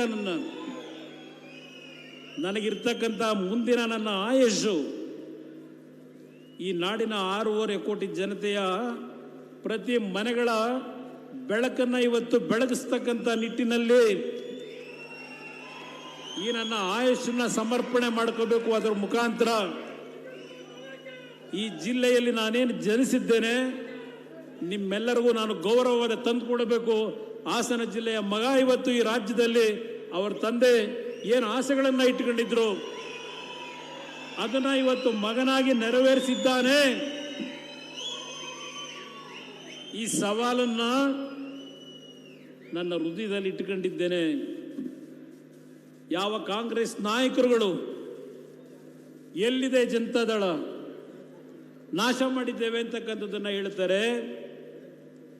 ಇವತ್ತಿನ ಈ ಸಭೆ ಪ್ರಥಮ ಬಾರಿ ಲೋಕಸಭೆಯ ಚುನಾವಣೆಗಳಾದ ನಂತರ ಹಾಸನ ಜಿಲ್ಲೆಯಲ್ಲಿ ಈ ಕಾರ್ಯಕ್ರಮ ನೀವು ಏರ್ಪಾಡು ಮಾಡಿದ್ದೀರಿ. ರೇವಣ್ಣ ಅವರು ಕಳೆದ ಒಂದು ವಾರದಿಂದ ನಮ್ಮ ಶಾಸಕ ಮಿತ್ರಗಳು ಮಂಜಣ್ಣ ಅವರು, ಬಾಲಣ್ಣ, ಕುಮಾರಸ್ವಾಮಿ, ನಮ್ಮ ಸ್ವರೂಪ್ ಅವರು, ಹಾಗೆ ಸೂರಜ್ ಇರ್ಬೋದು, ನಮ್ಮ ಪಕ್ಷದ ಹಲವಾರು ಮುಖಂಡರುಗಳು ನೀವೆಲ್ಲ ಕಳೆದ 15-20 ದಿವಸಗಳಿಂದ ಶ್ರಮ ಹಾಕಿದ್ದೀರಿ. ಈ ವೇದಿಕೆ ಮುಖಾಂತರ ಈ ಸಭೆಯನ್ನು ಯಶಸ್ಸುಗೊಳಿಸಿರ್ತಕ್ಕಂಥ ಇದು ದೇವೇಗೌಡರು ಮಾತನಾಡಬೇಕಾದ್ರೆ ರಾಜ್ಯದ ಮೂಲೆ ಮೂಲೆಯಿಂದ ಬಂದಂಥವರು ಅಂತ ಹೇಳ್ತಾ ಇದ್ದಾರೆ. 2 ಬಾರಿ ಹೇಳಿದ್ರು. ಈ ಕಾರ್ಯಕ್ರಮ ರಾಜ್ಯದ ಮೂಲೆಯಿಂದ ಬಂದಿರತಕ್ಕಂಥದ್ದು. ಕಳೆದ ಚುನಾವಣೆಯಲ್ಲಿ ನಮ್ಮ ಅಭ್ಯರ್ಥಿಗಳಾಗಿ ಚುನಾವಣೆಯಲ್ಲಿ ನಿಂತರು ಅಂತ ನಮ್ಮ ನಾಯಕರುಗಳು ವೇದಿಕೆ ಮೇಲೆ ಬಂದಿದ್ದಾರೆ ರಾಜ್ಯದ ಮೂಲೆ ಮೂಲೆಯಿಂದ. ಆದರೆ ಈ ಸಭೆ ಇವತ್ತು ಈ ಒಂದು ವೇದಿಕೆ ಸಂಪೂರ್ಣ ತುಂಬಿರತಕ್ಕಂಥದ್ದೇನಿದೆ, ಇವತ್ತು 2-2.5 ಲಕ್ಷ ಜನ ಸ್ವಯಂ ನೀವೇ ಈ ಸಭೆಯನ್ನು ಯಶಸ್ಸುಗೊಳಿಸಬೇಕು ಅಂತ ಏನು ಬಂದ್ರಿ? ಇದು ಕೇವಲ ಹಾಸನ ಜಿಲ್ಲೆಯ ಜನ ಬಂದಿರತಕ್ಕಂಥ ಕಾರ್ಯಕ್ರಮ. ಇದು ಪಾಪ ಕಾಂಗ್ರೆಸ್ ಪಕ್ಷದವರು ಸಭೆ ಮಾಡಬೇಕು ಅಂದ್ರೆ 7-8 ಜಿಲ್ಲೆಗಳ ಜನ ತರಬೇಕು. ಅವರು ಸರ್ಕಾರದ ಅಧಿಕಾರಿಗಳನ್ನು ದುರುಪಯೋಗ ಪಡಿಸ್ಕೋಬೇಕು. ನಾನು ಈ ವೇದಿಕೆ ಮುಖಾಂತರ ಸರ್ಕಾರದ ರಾಜ್ಯದ ಅಧಿಕಾರಿಗಳಿಗೆ ಒಂದು ಮಾತು ಹೇಳ್ತೇನೆ, ಎಚ್ಚರಿಕೆ ಕೊಡ್ತೇನೆ. ಬಹುಶಃ ಈಗೊಂದು 3-4 ದಿನಗಳ ಹಿಂದೆ ನಾನು ನಮ್ಮ ಮಾಧ್ಯಮದ ಸ್ನೇಹಿತರು ಬಿತ್ತರಿಸಿರ್ತಕ್ಕಂಥ ಒಂದು ವರದಿ ನೋಡಿದೆ. ಈ ರಾಜ್ಯದ ಒಬ್ಬ ನಿವೃತ್ತ ನೀರಾವರಿ ಅಧಿಕಾರಿ ಅಧಿಕಾರದಲ್ಲಿದ್ದಾಗ ಕೆಲವು ರಾಜಕೀಯ ವ್ಯಕ್ತಿಗಳ ಒತ್ತಡಕ್ಕೆ ಮಣಿದು ಕಾನೂನು ಬಾಹಿರವಾಗಿ ತೀರ್ಮಾನ ಏನು ತೆಗೆದುಕೊಂಡಿದ್ರು. ಮೊನ್ನೆ ಕೋರ್ಟ್ ಆದೇಶ ಆಗಿದೆ, 4 ವರ್ಷಗಳ ಸಜೆ ಅಂತ ಹೇಳಿ. ಈ ಉದಾಹರಣೆಯನ್ನ ಈ ರಾಜ್ಯದ ಅಧಿಕಾರಿಗಳಿಗೆ ಹೇಳ್ತಾ ಇದ್ದೇನೆ. ಸನ್ಮಾನ್ಯ ದೇವೇಗೌಡರು ಏನೋ ಮಾತನಾಡಬೇಕಾದ್ರೆ ಹೇಳ್ತಾ ಇದ್ರು, ಬಹುಶಃ ರಾಜ್ಯದ ಇತಿಹಾಸದಲ್ಲಿ ವೀರಪ್ಪನವ್ರನ್ನ ಹಿಡಿಲಿಕ್ಕೆ ಹೋದಂಥ ಪೊಲೀಸ್ನವರಿಗೆ ಉಡುಗೊರೆ ಕೊಟ್ಟಿದ್ದು ನಂತರ ಇವತ್ತು ಅದಂತಿದ ಪೇಪರೆಲ್ಲ ಬಂದಿದೆ ಅಂದರು. ದೇವೇಗೌಡರು ನೋವಿನಿಂದ ಹೇಳ್ತಾ ಇದ್ರು, 30 ಲಕ್ಷ ರೂಪಾಯಿಗಳ ಉಡುಗೊರೆ ಕೊಟ್ಟಿದ್ದಾರೆ. ಯಾವ್ಯಾವ ರೀತಿ ನಡೆಸಿದ್ದೀರಿ ತನಿಖೆ ನಾನು ಕಾಣದೇ ಇರೋದ? ಇವತ್ತು ಪೊಲೀಸ್ ಅಧಿಕಾರಿ, ಹಿರಿಯ ಅಧಿಕಾರಿ, ನಾನು ಸಿದ್ದರಾಮಯ್ಯನವರು ಮೊದಲನೇ ಬಾರಿ ಮುಖ್ಯಮಂತ್ರಿ ಆದಾಗಲೇ ವಿಧಾನಸಭೆಯಲ್ಲಿ ಎಚ್ಚರಿಕೆ ಕೊಟ್ಟೆ. ಅವ್ರ ಮುಖಕ್ಕೆ ಕೇಳಿದೆ, ನಿಮ್ಮ ಅಧಿಕಾರದಲ್ಲಿ ಇಟ್ಕೊಂಡಿರ್ತಕ್ಕಂಥ ಅಧಿಕಾರಿಗಳು ಯಾವೊಂದು ಇಲವಾಲ್ದ ಹತ್ರ ಅಲ್ಲಿ ಸಾರಾಮಹೇಶ್ ಕೂತಿದ್ದಾರಲ್ಲಿ, ಇಲವಾಲ್ದ ಹತ್ರ ಒಂದು ಬಸ್ನಲ್ಲಿ ಯಾರೋ ಒಬ್ಬ ವ್ಯಾಪಾರಿ, ಚಿನ್ನದ ವ್ಯಾಪಾರಿ ಚಿನ್ನ ಮಾರಾಟ ಮಾಡಿ 3 ಕೋಟಿ ಹಣ ತೆಗೆದುಕೊಂಡು ಬಸ್ಸಲ್ಲಿ ಹೋಗ್ತಿದ್ರೆ ದರೋಡೆ ಮಾಡ್ತಕ್ಕಂಥ ಅಧಿಕಾರಿಗಳನ್ನು ಇಟ್ಕೊಂಡಿರ್ತಕ್ಕಂಥ ನಿಮ್ಮ ಸರ್ಕಾರ ಸಿದ್ದರಾಮಯ್ಯನವರೇ, ದಾರಿ ತಪ್ಪದಕ್ಕಿಂತ ಮುಂಚೆ ಸರಿಪಡಿಸ್ಕೊಳ್ಳಿ ಹಿಂದೆ. ಮೊನ್ನೆ ಏನಾಯಿತು? ಹಿರಿಯ ಅಧಿಕಾರಿ, ರಾಜ್ಯ ಮಟ್ಟ ಅಲ್ಲ ರಾಷ್ಟ್ರ ಮಟ್ಟದಲ್ಲಾಯಿತು ಚರ್ಚೆ. ಇದು ನಿಮ್ಮ ಆಡಳಿತ, ಇದು ಪರಿಶುದ್ಧವಾದ ಆಡಳಿತ. ದೇವರಾಜ ಅರಸು ಅವರ ದಾಖಲೆನ ಮುರಿದು ಹೊರಟಿದ್ದಾರಂತೆ. ಏನು ದಾಖಲೆ ಮುರಿದಿದ್ದೀರಿ? ಮೊನ್ನೆ ಮಾಧ್ಯಮದ ಸ್ನೇಹಿತರ ಮುಂದೆ ಹೇಳ್ತಾ ಇದ್ದೆ, ಇಲ್ಲಿ ಅಲ್ಪಸಂಖ್ಯಾತ ಬಂಧುಗಳು ಬೆಳಗ್ಗೆ ಬಂದು ಹೋಗಿರಬಹುದು, ಬಹಳ ಜನ ಬಂದಿದ್ರಿ. ನಾನು ಬರಬೇಕಾದ್ರೆ ನೋಡಿದೆ. ನಾನು ಯಾರು ಯಾವುದೇ ಪಕ್ಷಕ್ಕೆ ಶಾಶ್ವತ ಅಲ್ಲ. ಪಾಪ ಅಲ್ಪಸಂಖ್ಯಾತರಿಗೆ ಹೇಳ್ತೀನಿ, ಅಲ್ಲೆಲ್ಲೋ ಬೆಂಗಳೂರು ನಗರದ ತಣಿಸಂದ್ರ, ಅದ್ಯಾವುದೋ ಇನ್ನೊಂದು ಕೋಗಿಲು, ಅಲ್ಲಿ ಶಾಸಕರು ಪಾಪ, ಇಲ್ಲಿ ಜಿಲ್ಲಾ ಮಂತ್ರಿಗಳವರೀಗ ಈಗಾಗಲೇ 3-4 ವರ್ಷದಿಂದ ಅಲ್ಲಿ ಮನೆ ಕಟ್ಕೊಂಡಿದ್ರಲ್ಲ, ಆ ಶಾಸಕರಿಗೆ, ಆ ಮಂತ್ರಿಗಳಿಗೆ ಗೊತ್ತಾಗಲಿಲ್ವ ಇವರೆಲ್ಲ ಸರ್ಕಾರಿ ಭೂಮಿ ಒತ್ತುವರಿ ಮಾಡಿ ಮನೆ ಕಟ್ಟಿದ್ದಾರೆ ಅಂತೇಳಿ? ಈ ವರ್ಷ ಕರ್ನಾಟಕದಲ್ಲಿ, ಅದರಲ್ಲೂ ಬೆಂಗಳೂರಿನಲ್ಲಿ 8 ಡಿಗ್ರಿ 9 ಡಿಗ್ರಿ ಚಳಿ, ಮಕ್ಕಳು ಮಲಗಲಿಕ್ಕಾಗಲ್ಲ. ಅವ್ರನ್ನ ಏಕಾಏಕಿ ಆ ತಣಿಸಂದ್ರ ಕೋಗಿಲು ಗ್ರಾಮದಲ್ಲಿ ಬುಲ್ಡೋಸರ್ ತಗೊಂಡೋಗಿ ಆ ಮನೆಗಳನ್ನು ಕೆಡವುದರಲ್ಲ, ಅದು ನೋಡ್ಬಿಟ್ರೆ ಯಾವುದೋ ಸಿರಿಯಾದಲ್ಲಿ ಎಲ್ಲೋ ಬಾಂಬ್ ಬ್ಲಾಸ್ಟ್ ಆಗಿದೆಯಲ್ಲ, ಉಗ್ರನಲ್ಲಿ ಬಾಂಬ್ ಬ್ಲಾಸ್ಟ್ ಆಗಿದೆಯಲ್ಲ, ಆ ರೀತಿ ಇಲ್ಲಾರೋ ಬಾಂಬ್ ಹಾಕಿದ್ದಾರೆ ಅಂತಕ್ಕಂಥ ರೀತಿಯ ಚಿತ್ರಣ ತೋರಿಸ್ತಾರೆ ನಮ್ಮ ಮಾಧ್ಯಮದ ಸ್ನೇಹಿತರು. ಅದೇಂಥದ್ದು 10 ದಿವಸದಲ್ಲಿ ಮನೆ ಕೊಡ್ತೀವಿ, 2 ದಿವಸದಲ್ಲಿ ಮನೆ ಕೊಡ್ತೀವಿ. ಎಷ್ಟು ದಿವಸ ಆಯಿತು ಮನೆ ಕೊಟ್ರ? ಅಲ್ಪಸಂಖ್ಯಾತ ಬಂಧುಗಳು, ಮುಸಲ್ಮಾನ್ ಬಂಧುಗಳಿಗೆ ಮನವಿ ಮಾಡ್ತೇನೆ, ನಿಮ್ಮ ಕುಟುಂಬದ ಸಣ್ಣ ಮಕ್ಕಳನ್ನ ಆ ಚಳಿ ಒಳಗೆ ಮಲಗಿಸಬೇಕಾದ ಪರಿಸ್ಥಿತಿ ತಂದಂಥದ್ದು ಜನತಾದಳ ಅಲ್ಲ. ಮುಸಲ್ಮಾನ್ ಬಂಧುಗಳಿಗೆ ಯಾವ ನಮ್ಮ ಪಕ್ಷ ನಮ್ಮ ರಕ್ಷಣೆ ಕೊಡ್ತಾರೆ, ಆ ಕಾಂಗ್ರೆಸ್ ಪಕ್ಷ ನಂಬಿ ಇವತ್ತು ಸಹ ನಿಮ್ಮನ್ನು ಯಾವ ಮಟ್ಟಕ್ಕೆ ಇಟ್ಟಿದ್ದಾರೆ ಮುಸಲ್ಮಾನ್ ಬಂಧುಗಳು ಅರ್ಥ ಮಾಡ್ಕೊಳ್ಳಿ. ಇವತ್ತು ಅವರೆಲ್ಲ ಬೀದಿಲಿದ್ದಾರೆ. ತಣಿಸಂದ್ರ ಭಾಗದಲ್ಲಿ ಅಲ್ಲೆಲ್ಲ ನಮ್ಮ ರಮೇಶ್ ಗೌಡ್ನು ಇರಬೇಕು, ಅಲ್ಲೇ ವಾಸವನೆ, ಇಲ್ಲೆಲ್ಲ ಕೂತಿರ್ಬೇಕು. ಪಾಪ ಅವ್ರು ಅಳ್ತಾರೆ, ನಾವು 50 ಲಕ್ಷ 30 ಲಕ್ಷ ಹಣ ಕೊಟ್ಟು ಖರೀದಿ ಮಾಡಿದ್ದೀವಿ, ಯಾತಕ್ಕೆ ನಮ್ಮನ್ನು ಈ ಥರ ಮಾಡ್ತಾ ಇದ್ದೀರಿ? ಎಲೆಕ್ಟ್ರಿಸಿಟಿ ಬಿಲ್ ಕಟ್ಟಿಸ್ಕೊಂಡಿದ್ದೀರಿ, ನೀರಿಗೆ ಬಿಲ್ ಕಟ್ಟಿಸ್ಕೊಂಡಿದ್ದೀರಿ. ಅಂಥವ್ರನ್ನ ಬೀದಿಗೆ ತಂದು ಹಾಕಿ ನಿಮ್ಗೆ ಏನಾದರೂ ಮಾನವೀಯತೆ, ಮನುಷ್ಯತ್ವ ಇದೆಯಾ ಈ ಸರ್ಕಾರಕ್ಕೆ? ಸಣ್ಣ ಸಣ್ಣ ಮಕ್ಕಳು, ಗರ್ಭಿಣಿ ತಾಯಂದರು ಬೀದಿನ ಮಲಗಿದ್ದಾರೆ, ಚಳಿ ಒಳಗೆ ಒಂದು ಬೆಡ್ಶೀಟ್ ಇಲ್ಲ. ಯಾವ ರೀತಿ ಬದುಕಲಿಕ್ಕೆ ಸಾಧ್ಯ? ಆ ಬಳ್ಳಾರಿ ಘಟನೆ ಅದೊಂದು ಹೇಳಕ್ಕೆ ಹೋದ್ರೆ ಒಂದು 10 ನಿಮಿಷ ಬೇಕು. ನಾನು ಈಗ ಸಮಯ ತೆಗೆದುಕೊಳ್ಳಕ್ಕೆ ಹೋಗೋದಿಲ್ಲ, ನೀವೆಲ್ಲ ಇನ್ನು ಊರಿಗೆ ವಾಪಸ್ ಹೋಗಬೇಕಾಗಿದೆ. ನಾನು ನಿಮ್ಮಲ್ಲಿ ಕೈ ಜೋಡಿಸಿ ಮನವಿ ಮಾಡ್ತೇನೆ. ನಾನು ಆಕಸ್ಮಿಕವಾಗಿ ರಾಜಕೀಯಕ್ಕೆ ಬಂದಿದ್ದೇನೆ. ದೇವರ ದಯೆ 2 ಬಾರಿ ಮುಖ್ಯಮಂತ್ರಿ ಆಗಿದ್ದೇನೆ. ಮೊದಲನೇ ಬಾರಿ ಮುಖ್ಯಮಂತ್ರಿ ಆದಾಗ ನನ್ನ ತಂದೆಗೆ ನೋವು ಕೊಟ್ಟಾದೆ. ಆದರೆ ಅವ್ರು ಕೊಟ್ಟಂಥ ನೋವನ್ನು ಯಾವ ರೀತಿ ಸರಿಪಡಿಸಬೇಕು ಅಂತ ಹೇಳಿ ಈ ದೇಹಕ್ಕೆ ದಿನಕ್ಕೆ 20 ಗಂಟೆ ದಂಡನೆ ಕೊಟ್ಕೊಂಡಿದ್ದೇನೆ. ಗ್ರಾಮ ವಾಸ್ತವ್ಯ, ಜನತಾ ದರ್ಶನ, ಯಾವ್ಯಾವ ರೀತಿಯ ಕಾರ್ಯಕ್ರಮ ಕೊಟ್ಟೆ. ಸಾರಾಯಿ ನಿಷೇಧ ಮಾಡಿದೆ. ಈಗಿನ ಸರ್ಕಾರ ಅದೆಂಥದೋ 5 ಗ್ಯಾರಂಟಿ ಅಂತೇಳಿ ನಮ್ಮ ಸೂರಜ್ ಏನೋ 6, 7 ಅಂತ ಏನೋ ಲೆಕ್ಕ ಆಗ್ತಿದ್ದ. ಯಾವ 5 ಗ್ಯಾರಂಟಿ? ಯಾವ 5 ಗ್ಯಾರಂಟಿ ಇವ್ರದ್ದು? 51,000 ಕೋಟಿ. ನಾನು ಯಾವ ರಾಜ್ಯ ಅಂತ ಹೇಳಲ್ಲ, ಒಂದು ರಾಜ್ಯ ಕೇವಲ 20,000 ಕೋಟಿ ಸಾಲ ಮಾಡಿದರು ಇಲ್ಲಿಯವರೆಗೆ. ಇವತ್ತು 1,250 ರೂಪಾಯಿ ಕೊಡ್ಲಿಕ್ಕೆ ಹೋಗಿ ಪ್ರತಿ ಕುಟುಂಬದ ಹೆಣ್ಣು ಮಕ್ಕಳಿಗೆ ಆ ರಾಜ್ಯದಲ್ಲಿ 4.25 ಕೋಟಿ ಸಾಲ ಆಗಿದೆ. 4.25 ಕೋಟಿ ಸಾಲ ಆಗಿದೆ. ಇದು ಆ ಒಂದು ರಾಜ್ಯದ ಪರಿಸ್ಥಿತಿ. ನಮ್ಮ ರಾಜ್ಯ 8 ಲಕ್ಷ ಕೋಟಿ ಸಾಲ ಈ ವರ್ಷ ನಾಡಿದ್ದು ಬಜೆಟ್ ಮಾಡ್ತಾರಂತೇನೋ ಪ್ರಿಪರೇಷನ್ ನಡೀತಾ ಇದೆ. ಅದೆಂಥದ್ದು 17ನೇದೋ 18ನೇದೋ ದಾಖಲೆ ಬಜೆಟ್. ಈ ವರ್ಷ ಎಷ್ಟು ಕೋಟಿ ಸಾಲ ಮಾಡ್ತಾರೋ ಗೊತ್ತಿಲ್ಲ, ಎಷ್ಟು ಲಕ್ಷ ಕೋಟಿ. ಇದು ಇವ್ರ ಕತೆ. ಇನ್ನು ಸಾರಾಯಿ, ನಾನು ಹೇಳಿದೆ, ನಾನು ಸಾರಾಯಿ ನಿಷೇಧ ಮಾಡಬೇಕು ಅಂತ ಹಳ್ಳಿಯ ತಾಯಂದರು ಹೇಳಿದ್ರಿ ನನಗೆ. ಸಂಪೂರ್ಣ ರದ್ದು ಮಾಡಿದೆ. ಹಣದ ಆಸೆಗೆ ಒಳಗಾಗಲಿಲ್ಲ. ಒಬ್ಬ ಹಳ್ಳಿಯ ಹುಡುಗ ಲಾಟ್ರಿಯ ವ್ಯಾಮೋಹಕ್ಕೆ ಒಳಗಾಗಿ ಮನೆ ಮುಂದೆ ಬಂದ. 2 ಲಕ್ಷ ಸಾಲ ಮಾಡ್ಕೊಂಡಿದ್ದೇನೆ, ಸಾಲ ತೀರಿಸ್ತಾ ಇದ್ರೆ ನಾನು ನಮ್ಮ ಕುಟುಂಬ ಸೂಸೈಡ್ ಮಾಡ್ಕೋತೀವಿ, ಆತ್ಮಹತ್ಯೆ ಮಾಡ್ಕೋತೀವಿ ಅಂತ. ಅವತ್ತೇ ಈ ರಾಜ್ಯದಲ್ಲಿ ತೀರ್ಮಾನ ಮಾಡಿದೆ. ಯಾರು ತೀರ್ಮಾನ ಮಾಡಲಿಲ್ಲ. ಯಾರು ಮಾಡಿದ್ದು? ನೀವು ಬೆಳೆಸಿರ ನಿಮ್ಮ ಮನೆ ಮಗ ಅಂತಕ್ಕಂಥದ್ದು ಒಂದು ಸ್ಥಾನ ನೀವೇನು ಕೊಟ್ಟಿದ್ದೀರಿ. ನಿಮ್ಮ ಮನೆಯ ಮಗ ಕುಮಾರಸ್ವಾಮಿ ಇವತ್ತು ಲಾಟ್ರಿಯ ನಿಷೇಧ ಮಾಡಿದಂಥದ್ದು ಈ ರಾಜ್ಯದಲ್ಲಿ. ಇವತ್ತೇನಾಗಿದೆ, ಬೇರೆ ಎಲ್ಲೋ ಬೇಡಿ ಅರಸೀಕೆರೆ ಗುಡ್ಡಕ್ಕೆ ಹೋಗಿ ಏನಪ್ಪ ಶೋಕಣ ಯಾವ ಥರ ಮಟಕ ಆಡಿಸ್ತಾರೆ, ಏನೇನು ನಡೆಸ್ತಾರೆ. ಪಾಪ ಎಷ್ಟು ಜನ ಬೀದಿಗೆ ತಂದು ನಿಲ್ಲಿಸಿದ್ದಾರೆ.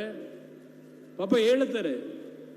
ಇವತ್ತು ಅರಸೀಕೆರೆ ಜನ ಈಗಾಗಲೇ ಖಾಲಿ ಆಗ್ಬಿಟ್ಟಿರ್ಬೇಕೇನೋ ಗೊತ್ತಿಲ್ಲ ನನಗೆ. 2ನೇ ಬಾರಿ ಮುಖ್ಯಮಂತ್ರಿ ಆದಾಗ ಇಲ್ಲಿ ಬಾಲನು ಇಲ್ಲಿ ನಿಂತಿದ್ದಾನೆ.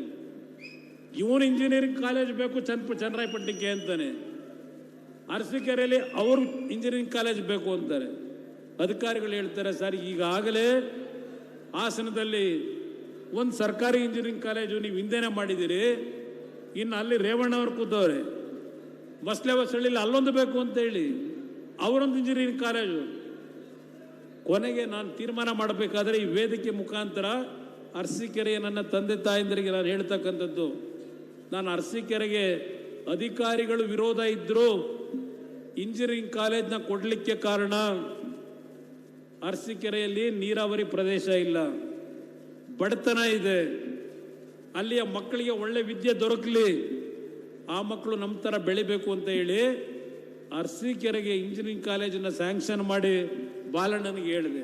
ಮುಂದೆ ಸ್ವಲ್ಪ ಒಳ್ಳೆ ದಿನಗಳು ಬಂದರೆ ಚನ್ನರಾಯಪಟ್ಟಣಕ್ಕೂ ಒಂದು ಕೊಡೋಣ ಅಂತೆ. ನಾನಿವತ್ತು ಬರಬೇಕಾದ್ರೆ ಮೈಸೂರಿನ ನಮ್ಮ ಲೀಡರ್ ಹೇಳ್ತಾ ಇದ್ರು ನನಗೆ, ಮೈಸೂರಿನಲ್ಲಿ ಸನ್ಮಾನ್ಯ ಸಿದ್ದರಾಮಯ್ಯವರು 8 ವರ್ಷದ ಮುಖ್ಯಮಂತ್ರಿಗಳು ಈಗಾಗಲೇ ದಾಖಲೆ ನಿರ್ಮಾಣ ಮಾಡಿಬಿಟ್ರು. ದೇವರಾಜ ಅರಸು ಅವರ ದಾಖಲೆನ. ಒಂದೇ ಒಂದು ಸರ್ಕಾರಿ ಕಾಲೇಜ್ ಇಲ್ಲ, ಇಂಜಿನಿಯರಿಂಗ್ ಕಾಲೇಜು ಮೈಸೂರು ಜಿಲ್ಲೆಯಲ್ಲಿ. ಏನು ಮಹೇಶಣ್ಣ ಇದೆಯಾ? ಸರ್ಕಾರಿ ಕಾಲೇಜ್ ಇದೆಯಾ ಅಲ್ಲಿ ಮೈಸೂರಲ್ಲಿ? ಒಂದು ಇಂಜಿನಿಯರಿಂಗ್ ಕಾಲೇಜ್ ಇಲ್ಲ. ಅದೇ ಹಾಸನ ಜಿಲ್ಲೆಯಲ್ಲಿ 3 ಸರ್ಕಾರಿ ಇಂಜಿನಿಯರಿಂಗ್ ಕಾಲೇಜು. ಏನು ಮಾಡಿದ್ದಾರೆ ದೇವೇಗೌಡರ ಕುಟುಂಬ? ಆ ಪ್ರಶ್ನೆಯನ್ನು ಇಡ್ತಕ್ಕಂಥ ಮಹಾನ್ ನಾಯಕರುಗಳಿಗೆ ದೇವೇಗೌಡರ ಮಗ, ಈ ಜಿಲ್ಲೆಯ ಮಗ 3 ಇಂಜಿನಿಯರಿಂಗ್ ಕಾಲೇಜ್ ಕೊಟ್ಟಿದ್ದೇನಪ್ಪ. ನೀವೇನು ಕೊಟ್ಟಿದ್ದೀರಪ್ಪ? ನೀವೇನು ಕೊಟ್ಟಿದ್ದೀರಿ? ಹಾಸನದ ರಿಂಗ್ ರಸ್ತೆ ಮೊನ್ನೆ ಜಿಲ್ಲಾ ಸಚಿವರೇನೋ ಮಾತನಾಡ್ತಿದ್ದು ನೋಡಿದೆ ಪತ್ರಿಕೆಯಲ್ಲಿ. 8 ವರ್ಷ ಬೇಕಾ 9 ವರ್ಷ ಬೇಕಾ ಜಿಲ್ಲಾ ನಮ್ಮ ಹಾಸನ ಜಿಲ್ಲೆಯ ರಿಂಗ್ ರೋಡ್ ಮಾಡಲಿಕ್ಕೆ? ಅಪ್ಪ ನಿಮ್ಗೆ ಅಧಿಕಾರ ಇದೆ, ಹೌದು 9 ವರ್ಷದಿಂದ ಮಾಡಲಿಲ್ಲ, ಅದಕ್ಕೆ ಯಾರ್ಯಾರ ಕಾರಣ ಹೇಳೋದು ಬೇಡ. ಈಗ ಆಗಿದ್ದೀರಲ್ಲಪ್ಪ, ಸರ್ಕಾರ ಇದೆಯಲ್ಲಪ್ಪ, ಕಂಪ್ಲೀಟ್ ಮಾಡ್ರಪ್ಪ. ಇಲ್ಲಿ ನಮ್ಮ ಏರ್ಪೋರ್ಟು ದೇವೇಗೌಡರು ತೀರ್ಮಾನ ಮಾಡಿದ್ದು 30 ವರ್ಷಗಳ ಹಿಂದೆ. ದೇವೇಗೌಡರು ಏರ್ಪೋರ್ಟ್ನ ಮಾಡಬೇಕು ಅಂತ ಹೊರಟಿದ್ದು ವಿಲಾಸಿ ಜೀವನಕ್ಕಲ್ಲ. ಯಾವನನ್ನ ರೈತರು ಹಾಸನ ಜಿಲ್ಲೆನಲ್ಲಿ ನೀವು ಆಲೂಗೆಡ್ಡೆ ಬೆಳೀತಾ ಇದ್ರಿ, ಆಲೂಗೆಡ್ಡೆ ಬೆಳೆ ಬಹುಶಃ ಇವತ್ತು ಆಲ್ಮೋಸ್ಟ್ ಅಲ್ಲಿ ನಿಂತೋಗಿರಬೇಕೀಗ. ಇವತ್ತು ಆಲೂಗೆಡ್ಡೆ ಬೆಳೆದು ಬದುಕ್ತಾ ಇದ್ದೀರಿ, ಇವತ್ತು ಆ ಪರಿಸ್ಥಿತಿ ಉಳಿದಿಲ್ಲ. 30 ವರ್ಷದ ಹಿಂದೆ ಚಿಂತನೆ ಮಾಡಿದ್ರು ಯಾವ ಆಲೂಗೆಡ್ಡೆಯನ್ನ ಹೊರ ದೇಶಗಳಿಗೆ ರಫ್ತು ಮಾಡ್ತಕ್ಕಂಥ ವೆರೈಟಿಯನ್ನು ತಂದು ನನ್ನ ರೈತರಿಗೆ ಉತ್ತಮವಾದ ಬೆಳೆಯನ್ನು ಬೆಳಿಲಿಕ್ಕೆ ತಯಾರು ಮಾಡಿ ಆ ರೈತರು ಬೆಳೆದಂಥ ಬೆಳೆಯನ್ನು ಹೊರ ದೇಶಗಳಿಗೆ ಸಾಗಿಸ್ಲಿಕ್ಕೆ ಏರ್ ಕಾರ್ಗೋಗಳನ್ನು, ವಿಮಾನಗಳನ್ನು ಈ ಒಂದು ಹಾಸನ ಜಿಲ್ಲೆಯಲ್ಲಿ ಬರ್ತಕ್ಕಂಥ ವ್ಯವಸ್ಥೆ ತರಬೇಕು ಅಂತೇಳಿ 30 ವರ್ಷಗಳೇ ಆಗಿರಬೇಕಾಗಲಿ. ಈ ರಾಜ್ಯದಲ್ಲಿ ಯಾವುದೇ ಭಾಗದಲ್ಲಿ ಬೆಂಗಳೂರು ಬಿಟ್ಟರೆ ಏರ್ಪೋರ್ಟ್ ಇರಲಿಲ್ಲ. ಅಂತಹ ಸಂದರ್ಭದಲ್ಲಿ ಏರ್ಪೋರ್ಟ್ ಮಾಡಬೇಕು ಅಂತ ಕನಸು ಕಂಡಂತರು. ಇದಕ್ಕೆ ಯಾರ್ಯಾರು ನಮಗೆ ದ್ರೋಹ ಮಾಡಿದ್ದಾರೆ ಈ ಜಿಲ್ಲೆಗೆ ನಾನು ಈ ವೇದಿಕೆ ಮೇಲೆ ಚರ್ಚೆ ಮಾಡೋಕ್ಕಾಗಲ್ಲ. ಯಾರ್ಯಾರಿಂದ ದ್ರೋಹ ಆಯಿತು ಈ ಜಿಲ್ಲೆಯ ಅಭಿವೃದ್ಧಿ. ರೇವಣ್ಣ ಬಹುಶಃ ನನಗೆ ರೇಗಿಸೋರು ಏನಾದರೂ ಸರ್ಕಾರದಲ್ಲಿ ಏನಾದರೂ ನೇಣಾಕ ಬಂದು ಒಂದು ಹಗ್ಗ ಸಿಗ್ತಿದ್ರೆ ಅದೇ ಒಂದು ನನಗೂ ಕೊಡುವಂತ ಅಂದ್ಬಿಟ್ಟು ಕೇಳ್ತೇನೆ. ರೇವಣ್ಣ ಅಂಥ ಮಟ್ಟಕ್ಕೆ ಅಭಿವೃದ್ಧಿ ಅಂದರೆ ಏನು ಸಿಕ್ಕಿದ್ರು ಬೇಕು ಅಂತ ಹೇಳ್ತಾನೆ ಅಂತ ಹೇಳಿ. ಇವತ್ತೇನಾದರೂ ಹಾಸನ ಜಿಲ್ಲೆಯಲ್ಲಿ ಅಭಿವೃದ್ಧಿ ಅಂತಕ್ಕಂಥದ್ದನ್ನು ಕಂಡಿದ್ರೆ ಹಾಸನ ಜಿಲ್ಲೆಯ ನಗರದ ಜನತೆಗೂ ನಾನು ಮನವಿ ಮಾಡ್ತೇನೆ. ನಾವು ಬರೀ ಕೇವಲ ರೈತರ ಪಕ್ಷ ಅಲ್ಲ, ಇದು ರೈತರು ಶಕ್ತಿ ಕೊಟ್ಟಿರೋ ಪಕ್ಷ ಇದು. ಆದರೆ ಇವತ್ತು ರಾಜ್ಯದ ನಗರ ಪ್ರದೇಶಗಳಲ್ಲೂ ಅಭಿವೃದ್ಧಿಗೆ ಯಾವ ರೀತಿಯ ಒಂದು ಕಾರ್ಯಕ್ರಮಗಳನ್ನು ಕೊಟ್ಟಿದ್ದೇವೆ, ದಾಖಲೆಗಳನ್ನು ಕೊಡಲಿಕ್ಕೆ ತಯಾರಾಗಿದ್ದೇನೆ. ಸಿದ್ದರಾಮಯ್ಯನವರ 8 ವರ್ಷದ ಆಡಳಿತ, ಕಾಂಗ್ರೆಸ್ನವರ 50 ವರ್ಷದ ಆಡಳಿತ, ಸವಾಲು ಸ್ವೀಕಾರ ಮಾಡ್ತೀನಿ ಚರ್ಚೆ ಮಾಡ್ಲಿಕ್ಕೆ. ನಾನು ಕೇವಲ ಇದ್ದಂಥ 20 ತಿಂಗಳು 14 ತಿಂಗಳು 2 ಬಾರಿ ಸ್ವತಂತ್ರವಾದ ಸರ್ಕಾರ ಅಲ್ಲ ನಂದು, ಬೇರೆ ಪಕ್ಷಗಳ ಹಂಗನಲ್ಲಾದಂಥವನು ನಾನು. ಅಂಥ ಸಂದರ್ಭದಲ್ಲೂ ಯಾವ ರೀತಿಯಲ್ಲಿ ಸರ್ಕಾರ ನಡೆಸಿಕೊಟ್ಟಿದ್ದೇನೆ. 2018 ಹೇಳಿದೆ ನಾನು, ನನಗೇನಾದರೂ ಒಂದು ಬಾರಿ ಅಧಿಕಾರ ಕೊಟ್ಟರೆ ನನ್ನ ರೈತರು ಆತ್ಮಹತ್ಯೆ ಮಾಡ್ಕೋಬೇಡಿ, ನಿಮ್ಮ ಸಾಲ ಸಂಪೂರ್ಣ ಮನ್ನಾ ಮಾಡಿಕೊಡ್ತೀವಿ ಅಂತ. ಎಲ್ಲಿ ತರ್ತಾನೆ ದುಡ್ಡನ್ನ, ಇವನೆಲ್ಲ ಅಧಿಕಾರಿಗೆ ಬರ್ತಾನೆ ಅಂದರು. ಕೊನೆಗೆ ಸದ್ಯ ಅವರೇ ನಮ್ಮ ಮನೆ ಬಾಗಿಲಿಗೆ ಬಂದರು ಸ್ವಲ್ಪ ದಿವಸ. ಅವತ್ತು ನಾನು ಅವ್ರ ಜೊತೆ ಸೇರಕ್ಕೆ ನಮ್ಮ ಮನಸ್ಸು ಒಪ್ಪಿರಲಿಲ್ಲ. ಆದರೆ ನನಗೆ ಒಂದು ಮನಸ್ಸಿನಲ್ಲಿತ್ತು, ನನ್ನ ರೈತರಿಗೆ ಸಾಲ ಮನ್ನಾ ಮಾಡ್ತೀನಿ ಅಂತ ಹೇಳಿದ್ದೆ. ಏನಾದರೂ ಮಾಡಿ ಅದನ್ನು ಮಾಡ್ಲಿಕ್ಕೆ ಸಾಧ್ಯ ಆದರೆ ಮಾಡಬೇಕು ಅಂತ ಹೇಳಿ ಆ 14 ತಿಂಗಳ ಆಡಳಿತದಲ್ಲಿ 25,000 ಕೋಟಿ ಹೊಂದಿಸಿ, ಬಹುಶಃ ಹಾಸನ ಜಿಲ್ಲೆಯಲ್ಲಿ ಇದ್ದಾರೆ ನಮ್ಮ ಶಾಸಕರು, ಅಡ ಹಿಂದಿನ ಸರ್ಕಾರದಲ್ಲಿ ಏನೋ ಒಂದು ರಾಹುಲ್ ಗಾಂಧಿ ಹೇಳ್ದ ಅಂತ 50,000 ಸಾಲ ಮನ್ನಾ ಅಂತ ಹೇಳವ್ರೆ, ನೀನು ಏನಾದರೂ ಮಾಡಿ ಸಹಕಾರಿ ಕ್ಷೇತ್ರದ್ದು ಇನ್ನೊಂದು ರೌಂಡ್ ಸಾಲ ಮನ್ನಾ ಮಾಡು ಅಂದರು. ಮೊದಲು ಇವರೆಲ್ಲ ಹೇಳಿದ್ರು, ರೇವಣ್ಣ ಅವರು ಬಾಲು ಇಲ್ಲ, 25,000 ಕೊಟ್ಬಿಡು ಸಾಕು ನನ್ನ ರೈತರಿಗೆ ಅಂದರು. ನಾನು 25 ಕೊನೆಗೆ ಒಪ್ಕೊಂಡ್ರೆ, ಇಲ್ಲ ಒಂದು 50,000ನಾದರೂ ಮಾಡು. ಕೊನೆಗೆ ನಾನು ಇವ್ರಿಗೆ ಯಾರಿಗೂ ಹೇಳಲಿಲ್ಲ. ಬಜೆಟ್ ಪುಸ್ತಕ ಓದಬೇಕಾದರೆ ಸಹಕಾರಿ ಕ್ಷೇತ್ರದ ರೈತರಿಗೂ ಪುನಃ ಈ ನಾಡಿನಲ್ಲಿ 1 ಲಕ್ಷ ರೂಪಾಯಿನ ಸಾಲ ಮನ್ನಾ ಮಾಡ್ತಕ್ಕಂಥ ತೀರ್ಮಾನ ಮಾಡಿದೆ. ಅದರಿಂದ ಇವತ್ತು ನಿಮ್ಮ DCC ಬ್ಯಾಂಕ್ಗಳು ಬದುಕವೆ, ಅದರಿಂದ ಬದುಕಿದ್ದಾವೆ. ಇವರೇನು ಕೊಟ್ಟಿದ್ದಾರೆ 5 ವರ್ಷದಲ್ಲಿ ಹೇಳಿ ಇವರು ರೈತನಿಗೆ. ನಾನು 25,000 ಕೋಟಿ ಮನ್ನಾ ಮಾಡಿದಾಗ ಯಾವ ಈ ರಾಜ್ಯದ ದೇಶದ ಪ್ರಧಾನಮಂತ್ರಿಗಳು ನರೇಂದ್ರ ಮೋದಿ ಅವರಿದ್ದಾರೆ, ಅವ್ರ ಮುಂದೆ ಹೋಗಿ ನಾನು ರೈತರ ಸಾಲ ಮನ್ನಾ ಮಾಡಿದ್ದೀನಿ, ನೀವು ಸಹಕಾರ ಕೊಡಬೇಕು, ನೀವು ದುಡ್ಡು ಕೊಡಿ ಅಂತ ಕೇಳಲಿಲ್ಲ. ನಾನು ಆ ಸಾಲ ಮನ್ನಾ ಮಾಡಿದ್ದು ನಿಮ್ಮ ದುಡ್ಡು, ನಿಮ್ಮ ತೆರಿಗೆ ಹಣ, ನಿಮ್ಮ ದುಡ್ಡಿಗೆ ಸಾಲ ಮನ್ನಾ ಮಾಡ್ತಕ್ಕಂಥದ್ದು ನಿಮ್ಮ ದುಡ್ಡನ್ನು ಮಾಡಿಕೊಟ್ಟೆ. ನಾನು ಸಾಲ ಮನ್ನಾ ಮಾಡ್ತಾ ಇದ್ದೇನೆ. ನಮ್ಮ ಕೂಲಿ ಕಾರ್ಮಿಕರು ಬೆಳಗ್ಗೆಯಿಂದ ಕಷ್ಟಪಟ್ಟು ಜೀವನ ಮಾಡಿ ಸಾಯಂಕಾಲ ಏನೋ ಒಂದು ಆ ದಂಡನೆ ಆಗಿರ್ತದೆ ಅಂತೇಳಿ ಬಾಟ್ಲು ತಗೋತಾರಲ್ಲ, ನಾನು ಸಾಲ ಮನ್ನಾ ಮಾಡಿದ್ದೀನಿ ಅಂತ ಈ ಸರ್ಕಾರದಲ್ಲಿ ಗ್ಯಾರಂಟಿ ಅಂತ ಹೇಳಿ 3 ಬಾರಿನೋ 4 ಬಾರಿನೋ ಆ ಕ್ವಾರ್ಟರ್ ಬಾಟಲ್ ರೇಟ್ ರೈಸ್ ಮಾಡೋದು, ನಿಮ್ಮ ಜೋಬಕ್ಕೆ ಕತ್ರೆ ಹಾಕೋದ್ರು. ಆ ಕೆಲಸ ನಾನು ಮಾಡೋದ್ನ? ದಯವಿಟ್ಟು ಇದೆಲ್ಲವನ್ನ ಯೋಚನೆ ಮಾಡಿ ಇವತ್ತು ಒಂದು ತೀರ್ಮಾನ ಮಾಡಿ, ಈ ಜಿಲ್ಲೆಯ ಜನತೆ ಮುಂದಿನ ಸಲ ಚುನಾವಣೆ ಯಾವಾಗಲೇ ಆಗಲಿ, ಇವತ್ತು BJP JDSನ ಮೈತ್ರಿ ನಾವೇನು ಉತ್ತಮ ಅಂತ ರೀತಿಯಲ್ಲಿ ಹೋಗ್ತಾ ಇದ್ದೇವೆ. ಪ್ರಧಾನಮಂತ್ರಿಗಳು ನನಗೆ ಒಳ್ಳೆ ಎಲ್ಲ ರೀತಿಯ ಸಹಕಾರ ಏನು ಕೊಟ್ಟಿದ್ದಾರೆ ಕೇಂದ್ರದ ಮಂತ್ರಿಯಾಗಿ ಕೆಲಸ ಮಾಡಲಿಕ್ಕೆ. ರೇವಣ್ಣ ಅವರು ಹಲವಾರು ಬಾರಿ ಈಗಲೂ ಹೇಳ್ತಾರೆ, ಹಾಸನ ಜಿಲ್ಲೆಯ ಯುವಕರಿಗೆ ಕೆಲಸ ಕೊಡಲಿಕ್ಕೆ ಏನಾದರೂ ಮಾಡಿ ಕಾರ್ಖಾನೆ ಮತ್ತಿಲ್ಲೇನಾದರೂ ತರಬೇಕು ಅಂತ ಹೇಳಿ. ಅದು ಒಂದು ಭಾಗ. ಇವತ್ತು ನಮ್ಮ ಜಿಲ್ಲೆಯಲ್ಲಿ ವಿಶೇಷವಾಗಿ ಬೇಲೂರು, ಸಕಲೇಶಪುರ ಭಾಗದಲ್ಲಿ ನಮ್ಮ ರೈತ ಕುಟುಂಬಗಳು ವನ್ಯ ಪ್ರಾಣಿಗಳ ದಾಳಿಗೆ ಒಳಗಾಗಿ ಸಾವು ನೋವುಗಳು ಪ್ರತಿನಿತ್ಯ ಆಗ್ತಾ ಇದೆ. ಇತ್ತೀಚೆಗೆ ಒಂದು ವಾರದ ಹಿಂದೆ ಒಂದು ಹೆಣ್ಣು ಮಗಳು ಕಾಡಾನೆ ದಾಳಿನಲ್ಲಿ ಪ್ರಾಣ ಕಳ್ಕೊಂಡಂಥದ್ದು ಗಮನಿಸಿದ್ದೇನೆ. 2018 ನಾನೇ ಈ ರಾಜ್ಯದ ಮುಖ್ಯಮಂತ್ರಿಯಾಗಿ ಒಂದು ವರದಿಯನ್ನು ತಯಾರು ಮಾಡಿದ್ದೇನೆ. ಆ ವರದಿಯನ್ನು ಮುಂದೆ ಬಂದಂಥ ಸರ್ಕಾರಗಳು ಜಾರಿಗೆ ತರಲಿಕ್ಕೆ ಹೋಗಿಲ್ಲ.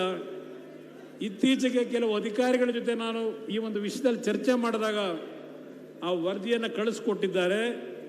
ಸನ್ಮಾನ್ಯ ದೇವೇಗೌಡರ ಒಂದು ಶಕ್ತಿ ಏನಿದೆ ಅವ್ರನ್ನೂ ಉಪಯೋಗ ಮಾಡಿ ಕೇಂದ್ರದ ಅರಣ್ಯ ಮಂತ್ರಿಗಳ ಜೊತೆ ಚರ್ಚೆ ಮಾಡಿ ಒಂದು ಹೆಚ್ಚುವರಿ ಹಣವನ್ನು ಬಿಡುಗಡೆ ಮಾಡಿಸಿ ಶಾಶ್ವತವಾದ ರೀತಿಯಲ್ಲಿ ಇವತ್ತು ಆನೆ ಇರಲಿ, ಚಿರತೆ ಇರಲಿ, ಹುಲಿಗಳಿರಲಿ, ಅದರಿಂದ ಜೀವ ಕಳ್ಕೊತಾ ಇರ್ತಕ್ಕಂಥ ನನ್ನ ಅಣ್ಣ ತಮ್ಮಂದಿರ ತಂದೆ ತಾಯಂದಿರಿಗೆ ಇವತ್ತು ಒಂದು ರಕ್ಷಣೆ ಕೊಡ್ತಕ್ಕಂಥ ಕೆಲಸವನ್ನು ನಾನು ದೆಹಲಿಗೆ ಹೋದ ನಂತರ ಈ ಬಗ್ಗೆ ಚರ್ಚೆಯನ್ನು ಮಾಡ್ತೀನಿ.